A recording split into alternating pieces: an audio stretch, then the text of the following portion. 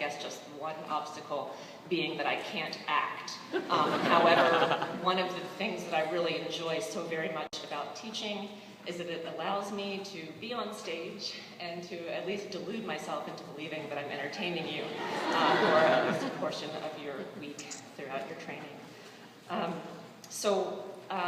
To extend this analogy, what teaching means and what this award means is that this is the closest I'm ever going to get to an Oscars acceptance speech. So I want you all to just play that out with me for a minute. So in that vein, I would like to start by thanking the Academy.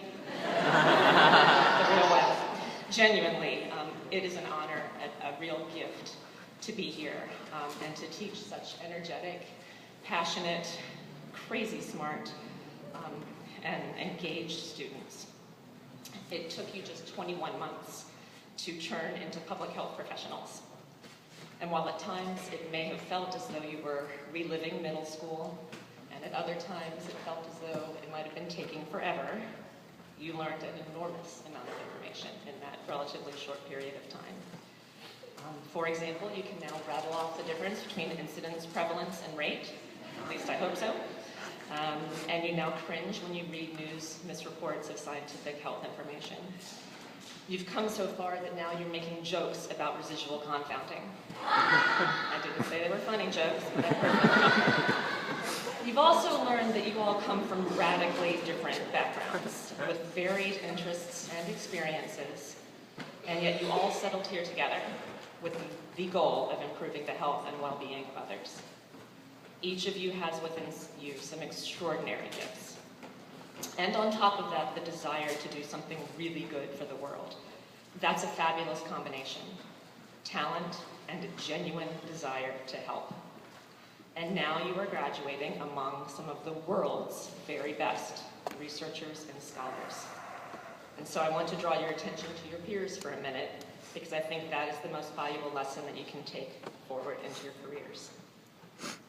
A few weeks ago, I was watching a particularly compelling film called The Adventures of Shark Boy and Lava Girl. It stars one of those people from Twilight, I don't know, Jacob, Edward, or I don't know the difference, I don't pay attention to these things, but at the end, the only adult character said, quote, "A great teacher learns as much from his students as they do from him." And hopefully that applies to female teachers as well, because I have learned and I continue to learn a lot from you. That's actually the coolest part about my job as your teacher, is that I get to listen to your stories and hear your thoughts and your interpretations. I can think of several instances in class when someone has made a comment, or I've read something on the Facebook thread, I've just heard a comment that you've made and I've been blown away. I thought, that is really smart. I've gotten a lot of research ideas from you. I've learned about things that I can then incorporate into my courses going forward. I've loved reading your papers and watching your presentations and getting the opportunity to learn from you. You've modified my thinking. You've improved my research. You've helped me grow as a professional and as a person. And you've educated me. So thank you for that. And I think if that is the biggest piece of professorial advice that I can give to you, it is to continue to learn from each other. Listen to your patients and your colleagues, your constituents, your stakeholders, your students, and your families. And learn from them, because everyone has something to teach, and we all still have a lot to learn. It is a privilege for me, as your teacher, to be able to look at you and have no doubt, none, that you will go on to do great things for the world. It is very cool to know that one day you're going to make a discovery, or you're going to create or apply an intervention, or do one of many other things, clever and brilliant things, that you're already scheming to do or in the process of doing. And I'll be able to watch from afar and think, well, I taught that person. The reality is that's already happening.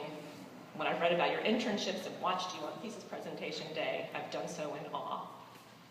Because really, you're already helping. People I know are already affecting change. And then finally, I want to thank you for providing such a source of professional and personal joy. I'm pretty sentimental, and I've been reflecting on the past 2 years, and I'm remembering many moments of professorial, professional pride. For example, I can recall observing heated debates in class, during which one student very condescendingly turned to another and scoffed that they dare present correlational research as causal. I've watched you rolling your eyes when I've declared that statistics are fun, and then just weeks later observed you high-fiving each other while you're doing data analysis. Really high-fiving, getting that excited about doing data analysis over data that you've collected. And then there are those moments of just selfish pride, like the time that I saw a student quote an early 80s song lyric in a presentation, and I thought, oh, maybe I inspired that just a little bit. So pop cultural references aside, the reality is that getting to work with such brilliant students and faculty is, to me, a much greater honor than winning an Oscar. You all are stars, and your work is incredible. So congratulations, class of 2014. It has been great getting to know you, and I look forward